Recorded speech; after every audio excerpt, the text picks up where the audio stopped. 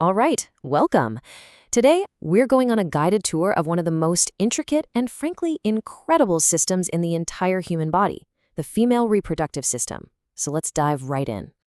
So, what's the big question we're tackling today? It's this. What are the actual building blocks of the system that's responsible for creating human life? We're going to break down all the key components, from the main organs to the essential support structures, to really get a handle on how they all work together to do something so remarkable. Okay, first things first, it's really important to get that this isn't just one single part doing all the work. Nope, it's a whole collection of organs and glands, all located in the pelvic region, that are structurally and functionally integrated to support everything you see here, from ovulation all the way to childcare. It's a complete end-to-end biological system. Our tour begins at the very source, the absolute starting point for the entire reproductive cycle, the ovaries. These are the primary female sex organs, and this is where it all begins. You know, the ovaries are kind of doing double duty. They have two absolutely critical jobs. First, they produce the female gamete. That's the scientific term for the ovum, or what we usually just call the egg. And second, they produce several essential steroid hormones. This dual function, making both the eggs and the hormones, is what makes them so fundamental to the whole system. Now think about this for a second. Each ovary, and there's one on each side of the lower abdomen, is only about 2 to 4 centimeters long. That's tiny. It's pretty amazing that these small organs, connected to the pelvic wall by ligaments, play such a massive role in creating life. So, if we could kind of peek inside an ovary, we'd see it's covered by a thin layer called the epithelium.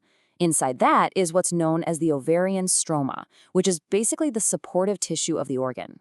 And this stroma is divided into two very distinct zones, an outer layer called the peripheral cortex and a core section known as the inner medulla.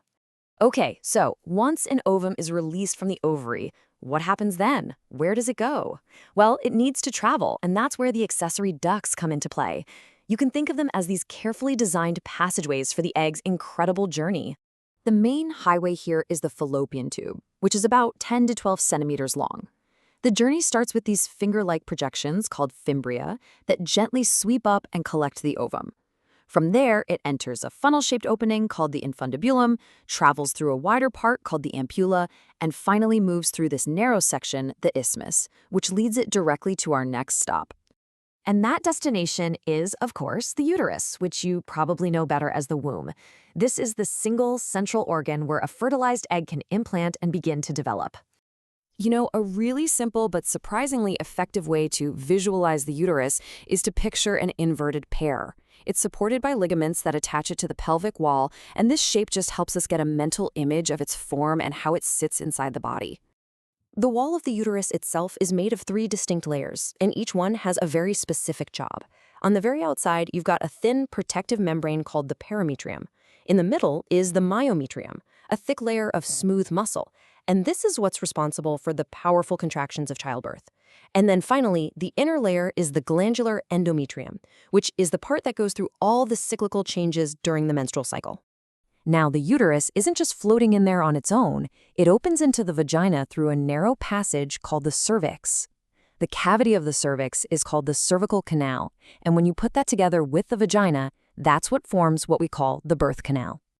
All right, now that we've followed that whole internal journey, let's kind of zoom out and take a look at the external anatomy and the support systems that really complete the picture. So the external genitalia includes several key parts. It starts with the mons pubis, which is a cushion of fatty tissue. Then, extending down from there are the labia majora. These are fleshy folds that surround the vaginal opening. Right underneath those, you'll find the paired folds of the labia minora. And at the upper junction where they meet lies the clitoris, a tiny finger-like structure. This brings us to a really key evolutionary point, and it's the final stop on our tour, the mammary glands. These aren't just part of the human system, you know. A functional mammary gland is a defining characteristic of all female mammals, and it's designed for that crucial final stage of the whole reproductive process, childcare. So inside each breast, the glandular tissue is divided into about 15 to 20 mammary lobes. Within these lobes are these tiny clusters of cells called alveoli, and that's where milk is actually secreted. From there, the milk is stored and then it flows into mammary tubules. These tubules join up to form ducts, and those ducts eventually connect to the lactiferous duct, which delivers the milk. It's a remarkably precise and organized little production line. So, there you have it. From a tiny 2-centimeter ovary all the way to the complex network of the mammary glands, we've seen just how this incredibly integrated system works. It's really a powerful reminder of the complex biology that's at play inside our bodies every single day.